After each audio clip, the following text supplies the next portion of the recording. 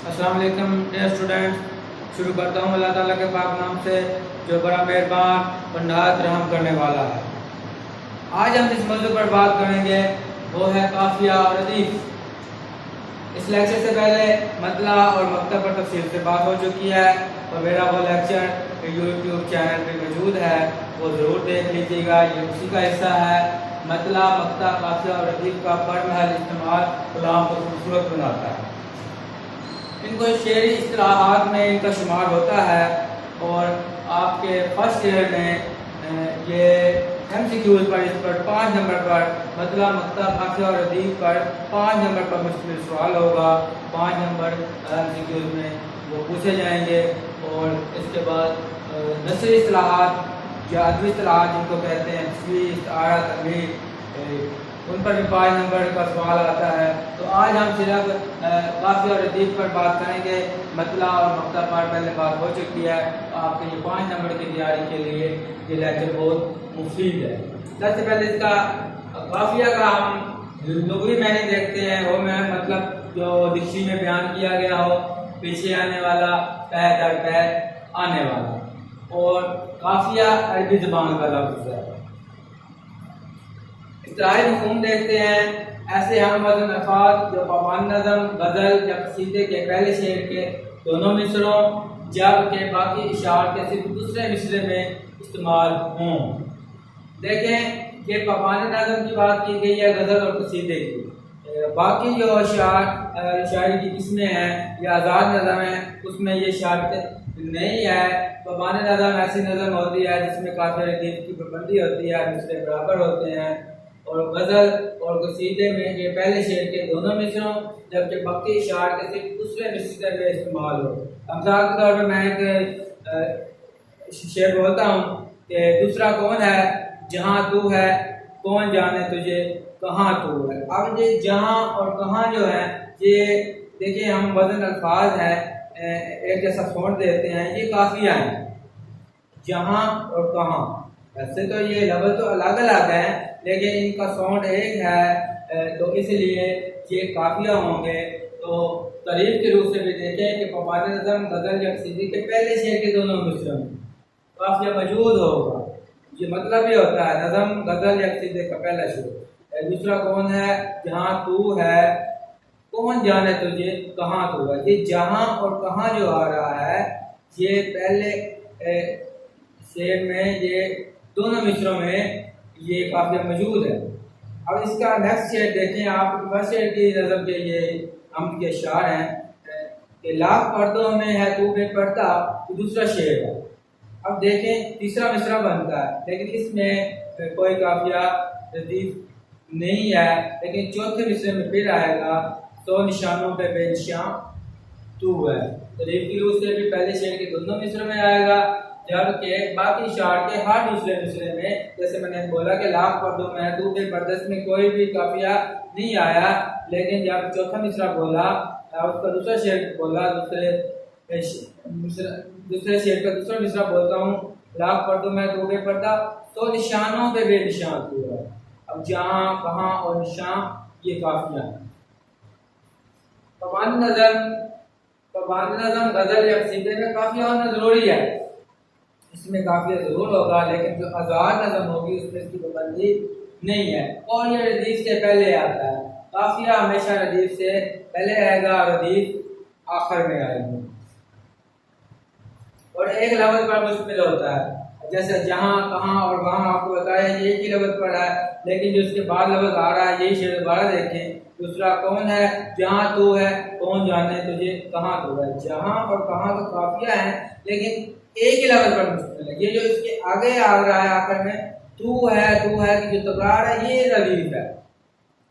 ये रदीफ है और रदीफ हमेशा आखिर में आती है। और एक ही रदीफ का एक या एक से ज्यादा बात पर मुश्तमिल होना मुमकिन है लेकिन काफिया हमेशा एक ही लफ्ज़ पर मुश्तमिल होता है। काफिया हमेशा एक ही लफ्ज़ पर मुश्तमिल होता है। अगर शायराना कलाम में काफिया मौजूद ना हो तो ऐसे कलाम को मुवर्रा कहते हैं। जिसमें काफिया मौजूद ना हो उसको मुवर्रा कहते हैं। या जिसमें ऐसा ख्याल है जिसमें काफिया मौजूद हो उसको गैर मुवर्रा कहते हैं। ऐसी नज़म जिसमें काफिया मौजूद होगा वो मुवर्रा होगी, और जिसमें काफिया मौजूद नहीं होगा वो नज़म या गज़ल गैर मुवर्रा होगी। उम्मीद है आपको काफिया से मुतल्लिक़ बात समझ में आ गई होगी। अब हम बात करते हैं रदीफ की।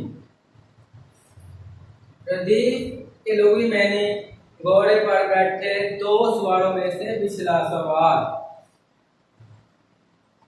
और ये भी अरबी ज़ुबान का लफ्ज़ है। बल्कि याद रखिएगा शेरी नसरी इस्तिलाहात मतला मक्ता काफिया रदीफ तशबीह आरा तकरीर ये सब के सब अरबी ज़ुबान के अल्फाज हैं। ग्रामर में जब भी MCQ आपसे ये सवाल पूछा जाए आपका जवाब होना चाहिए अरबी ज़ुबान के अल्फाज। इस्तिलाही मफ़हूम देखें रदीफ का।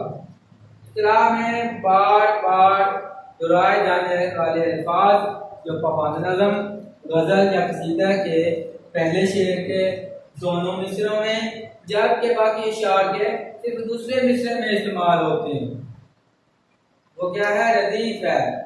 वही पहले जो नज़म के शार मैंने बोले थे कि दूसरा कौन है जहाँ तू है, इसमें रदीफ पहले मिसरे में भी आई है, और दूसरा कौन है जहाँ तू है, कौन जाने तुझे कहाँ तू है, इस शेर के भी दूसरे मिसरे में भी रदीफ आई है। तू है कोई तकरार है। अब तीसरा मिसरा देखो, लाख पर्दों में है तू बेपर्दा, इसमें कोई शर्त नहीं है क्योंकि पहले शेर के दोनों मिसरों में तरीक़ के मुताबिक इस्तिलाह में बार बार दोहराए जाने वाले अल्फाज जो पाबंद नज़म गज़ल या कसीदे के पहले शेर के दोनों मिसरों में जबकि बाकी शार के सिर्फ दूसरे मिसरे में। अब जब मैं दूसरा शेर बोलता हूँ लाख पर्दों में तू बेपर्दा, इसमें कोई नहीं है, लेकिन दूसरा मिसरा जब बोलता हूँ इसी का दो निशानों पे बेनिशान तू है, तो तू है कि तकरार फिर चौथे मिसरे में भी आ गई है। तो ये बार बार दोहराए जाने वाले अल्फाज और एक ही तरह के अल्फाज जिसमें कोई तब्दीली नहीं होती है वो रदीफ है। शायराना कलाम में रदीफ का होना जरूरी नहीं है। याद रखिएगा कि मतला मक्ता और रदीफ शायर नज़म या गज़ल या कसीदे में हो भी सकता है, जने भी हो सकते हैं, लेकिन काफिया जरूर मौजूद होगा। काफिया के बगैर शेर मुकम्मल, पाबंद नज़म गज़ल या कसीदे के शेर अशार मुकम्मल नहीं होते, इनमें काफिया का होना ज़रूरी है। बाकी में से कोई हो भी सकता है और कोई सिर्फ नहीं भी हो सकता। रदीफ के अल्फाज की तादाद मुकर्रर नहीं है। जैसे पहले बताया कि काफिया तो एक ही लफ्ज़ पर मुश्तमिल होगा, लेकिन रदीफ जो है ये एक या एक से ज़्यादा अल्फाज पर मुश्तमिल हो सकती है। दो अल्फाज भी हो सकते हैं, तीन भी हो सकते हैं, चार भी हो सकते हैं, एक या एक से ज़्यादा अल्फाज हो सकते हैं। रदीफ के एक से ज़्यादा अल्फाज हो सकते हैं। रदीफ हमेशा काफिया के बाद आती है। देखिए मैंने लिखा काफिया के बाद आती है, आता है नहीं लिखा है, क्योंकि रदीफ का शुमार मूनस इस्मा में होता है। इसलिए अगर ग्रामर में भी MCQs में सवाल आ जाए तो आपका जवाब होना चाहिए मूनस इस्मा में इसका शुमार होता है। रदीफ हमेशा काफिया के बाद आती है, या यूँ कह लें कि काफिया हमेशा रदीफ से पहले आता है, तब भी एक ही बात। अगर शायराना कलाम में रदीफ मौजूद हो तो उसे मुरद्दफ वरना गैर मुरद्दफ कहेंगे। जैसा मैंने आपको बताया था कि अगर शायरी के अंदर नज़म गज़ल या कसीदे में काफिया मौजूद हो उसको गैर मुवर्रा कहते हैं, तो काफिया मौजूद ना हो तो मुवर्रा कहते हैं। इसी तरह अगर इसके अंदर जो कलाम में रदीफ मौजूद हो तो वहाँ तो काफिया मौजूद होने पर गैर मुवर्रा कहलाती है नज़म या गज़ल, लेकिन रदीफ के होने पर वो मुरद्दफ कहलाती है। कलाम में रदीफ मौजूद हो तो उसको मुरद्दफ नज़म कहेंगे, अगर ना मौजूद हो तो फिर वो गैर मुरद्दफ नज़म कहलाएगी या गज़ल या कसीदा जो भी कलाम होगा।